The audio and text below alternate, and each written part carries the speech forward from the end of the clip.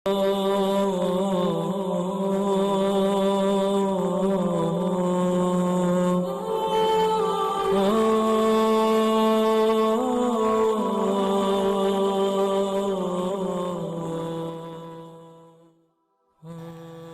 باللہ من الشیطان الرجیم، بسم اللہ الرحمن الرحیم۔ السلام علیکم میرے معزز اور قابل احترام دوستو، یہ 13ویں صدی ہجری کے اوائل کا واقعہ ہے۔ اس وقت ریاست خیرپور کا حاکم میر رستم علی خان تھا۔ والی خیرپور کی زندگی عیش و سکون میں گزر رہی تھی کہ اچانک اس کا بڑا بیٹا محمد حسین بیمار ہو گیا۔ شروع میں تو یہی سمجھا گیا کہ یہ ایک عام سی بیماری ہے، ولی عہد سلطنت چند روز میں صحت یاب ہو جائے گا۔ مگر جب مرض نے طول کھینچا تو میر رستم علی خان کو فکر لاحق ہوئی۔ اس نے دربار کے طبیب خاص کو طلب کیا۔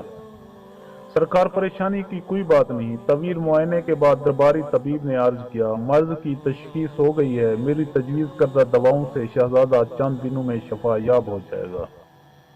طبیب خاص کی پر یقین گفتگو سن کر حاکم خیرپور میر رستم علی خان مطمئن ہو گیا۔ پھر طبیب خاص کی دوا شروع کی گئی، مگر برائے نام بھی افاقہ نہ ہو سکا، بلکہ مرض بڑھتا چلا گیا۔ بیٹے کی محبت نے میر رستم علی خان کو اس قدر بے قرار کر دیا کہ والی خیرپور نے سندھ اور پنجاب کے ان شہروں کی طرف اپنے شاہ سوار دوڑا دیے جہاں نامور طبیب موجود تھے۔ چند روز میں کئی طبیبان حاذق خیرپور پہنچ گئے۔ اتنے عرصے میں میر محمد حسین بہت لاغر ہو چکا تھا۔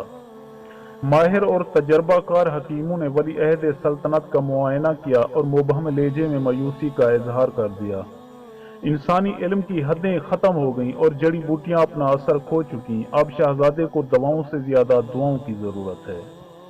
یہ کہہ کر طبیبوں کی جماعت چلی گئی اور میر رستم علی خان تمام تر وسائل کے باوجود اپنے بیٹے کا علاج کرنے سے قاصر رہا۔ حویلی ماتم قدا بنی ہوئی تھی اور ہر مکین سوگوار تھا۔ اسی کربناک فضا میں ایک خدمتگار نوید جاں فضا لے کر آیا۔ سرکار، آپ کے علاقے میں ایک درویش خدا مست رہتے ہیں، ان کے بارے میں سنا ہے کہ مستجاب دعوات ہیں۔ آپ شہزادے کی صحت کے لیے ان بزرگ سے رجوع کیوں نہیں کرتے؟ میر رستم علی خان نے حیرت سے اپنے خدمتگار کی طرف دیکھا۔ وہ بزرگ کہاں رہتے ہیں؟ درازن میں۔ خدمتگار نے عرض کیا، درازن ریاست خیرپور کا مضافاتی علاقہ ہے۔ بعض مورخین نے درازن کو درازہ بھی تحریر کیا ہے۔ تو پھر بزرگ کی خدمت میں جا کر عرض کرو کہ ہم ان کے دیدار سے شرف حاصل کرنا چاہتے ہیں، میر رستم علی خان نے بے قرار ہو کر کہا۔ خدمتگار نے بزرگ کی خدمت میں حاضر ہو کر والی خیرپور کی خواہش کا اظہار کیا تو بزرگ نے شان بے نیازی کے ساتھ فرمایا کہ امیروں کی حویلی میں فقیروں کا گزر کہاں؟ میر رستم علی خان کے خدمتگار نے اصرار کیا تو بزرگ نے فرمایا کہ دراصل درویش کو محلات کی آب و ہوا راس نہیں آتی، طبیعت خراب ہو جاتی ہے۔ والی خیرپور کا خدمتگار درویش کی گفتگو کا مفہوم نہ سمجھ سکا اور ناکام و نامراد واپس جانے لگا۔ خانقاہ کے دروازے پر ایک مجذوب نما شخص نے اسے روک کر کہا کہ اتنی آسانی سے کچھ حاصل نہیں ہوگا۔ میر رستم علی خان کا خادم مجذوب کی بات سن کر چونک اٹھا۔ پھر مجھے اپنی مراد کس طرح حاصل ہوگی؟ مختوم کے دامن سے لپٹ جا، مجذوب نے کہا۔ مختوم انکار کریں گے، وہ کچھ نہیں ہیں، مگر تم ان کے دامن سے لپٹے رہنا اور درخواست کرتے رہنا۔ اگر تم مختوم کے انکار سے اکتا گئے تو کچھ بھی ہاتھ نہیں آئے گا۔ خدمتگار واپس چلا گیا اور اس نے درویش کا جواب میر رستم علی خان کے گوش گزار کر دیا۔ اس کے ساتھ ہی خادم نے مجذوب کا واقعہ بھی بیان کر دیا۔ میر رستم علی خان کچھ دیر سوچتا رہا، پھر مضطرب ہو کر کہنے لگا کہ بزرگ کو یہاں آنے کی کیا ضرورت ہے؟ وہ حاجت مند نہیں ہیں، سوالی تو ہم ہیں، اس لیے خود ہی ان کے دروازے پر جائیں گے۔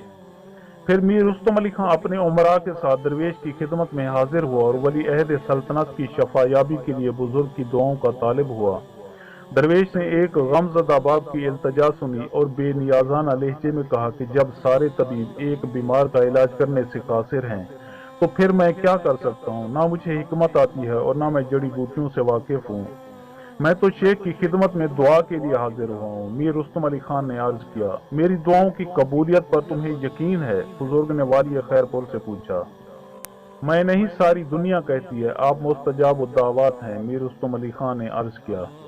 دنیا غلط کہتی ہے، بزرگ نے پر جلال لہجے میں فرمایا۔ لوگوں کو کیا معلوم کہ کس کی دعا قبول ہوتی ہے؟ میں اللہ کا ایک گناہگار بندہ ہوں اور ایک گوشے میں منہ چھپائے پڑا ہوں۔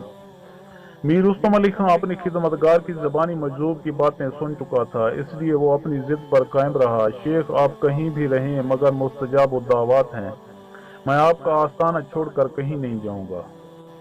अचानक बुजुर्ग के चेहरे पर परेशानी के आसार नुमाया हो गए। मीर रुस्तम अली खां, बहुत देर हो गई, बहुत देर हो गई। दरवेश के लहजे में उदासी का इजहार हो रहा था। शेख, अल्लाह के यहाँ देर सवेर कुछ नहीं है। मीर रुस्तम अली खां की आंखों में आंसू आ गए। बस अल्लाह का हुक्म ही सब कुछ है। जब वो मुर्दों को जिंदा कर सकता है तो फिर मेरे बीमार बेटे को शफा भी दे सकता है। बस आपके दस्ते दुआ दराज होने की देर है। बुजुर्ग ने सकूत इख्तियार किया। शेख, आपकी इनायतें तो आम हैं। वाली खैरपुर ज़ारो कतार रो रहा था।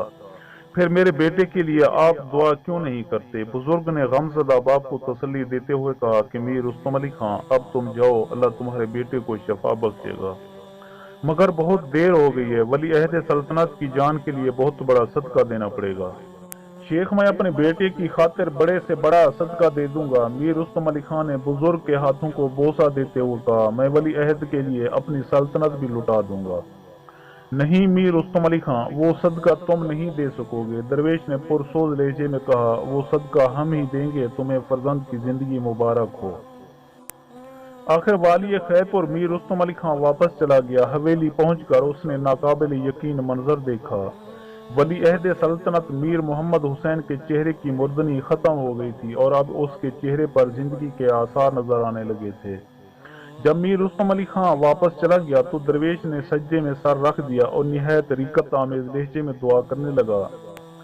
ए अलीमो खबीर, तू खूब जानता है कि रुस्तम अली खां के बेटे मीर मोहम्मद हुसैन की जिंदगी लोहे महफूज पर खत्म हो चुकी है, मगर तू इस पर भी कादिर है कि जिसे चाहे बरकरार रखे और जिसे चाहे मिटा दे। वाली खैरपुर मुझे तेरा मुस्तजाब दावत बंदा समझता है और वो मेरे पास बड़ी उम्मीदें लेकर आया था। मुझे इस बात से बहुत शर्म आई कि मैं उसे खाली हाथ लौटा दूं, हालांकि सब तेरे ही दर के भिखारी हैं। जिसे जो कुछ भी मिलता है तेरे ही खजाना गैब से मिलता है। मुझ फकीर को भी तेरे ही आस्ताना करम से एक बेटा अता हुआ है। जान का सदका जान है, इसलिए ए मीर करीम, तू मेरे बेटे के बदले में मीर मोहम्मद हुसैन की जिंदगी बख्श दे। फिर जैसे ही बुजुर्ग की दुआ खत्म हुई, मीर रुस्तम अली खां का बेटा मीर मोहम्मद हुसैन सेहत याब होने लगा और दरवेश का बेटा बिस्तर अलालत पर दराज हो गया। फिर जिस रोज वली अहद सल्तनत ने गुस्ल सेहत किया, उसी दिन दरवेश ने अपने बेटे को कब्र में उतारा। मीर रुस्तम अली खां इजहार शुक्रगुजारी के तौर पर कीमती तहाइफ लेकर बुजुर्ग की खिदमत में हाजिर हुआ। खानकाह की हुदूद में दाखिल होकर वाली खैरपुर ने देखा कि हर चेहरा गम में डूबा हुआ है और हर आंख अश्क बार है। आखिर यहाँ क्या साहा पेश आया है? मीर रुस्तम अली खान ने दरवेश के खिदमतगारों से पूछा। ऐसा साहा जो किसी पत्थर के साथ पेश आता तो वो टुकड़े टुकड़े हो जाता। एक खादिम ने शेख के फर्जंद के इंतकाल की खबर सुनाते हुए कहा। मीर रुस्तम अली खान दम बखुद रह गया और ये सब कुछ आपकी वजह से हुआ है। दरवेश के खादिम खास ने मीर रुस्तम अली खान को मुखातिब करते हुए कहा, मेरी वजह से? वाली खैरपुर ने हैरान होकर कहा, आप शेख से अपने बेटे की सेहत के लिए दुआ कराने आए थे।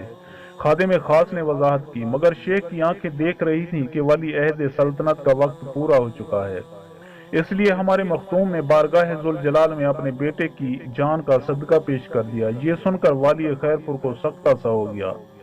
फिर जब उसके होशो हवास बहाल हुए तो वो बुजुर्ग की खिदमत में हाजिर हुआ और दरवेश से लिपट कर कहने लगा कि शेख, ये आप ही का हौसला था और इस अंदाज का सदका आप ही पेश कर सकते थे। वाली खैरपुर दरवेश से लिपटा रो रहा था। एक गैर शख्स के लिए अपने फर्जंद की कुर्बानी देना दरवेशों ही का मनसब है। मुझे नहीं मालूम था कि ये बात यहाँ तक पहुँच जाएगी।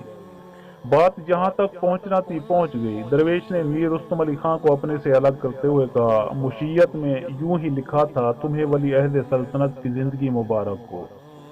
मीर रुस्तम अली खां वापस चला गया। जाते वक्त उसने सारे तहफ इन फुकरा में तकसीम कर दिए जो बुजुर्ग की गलियों में पड़े रहते थे।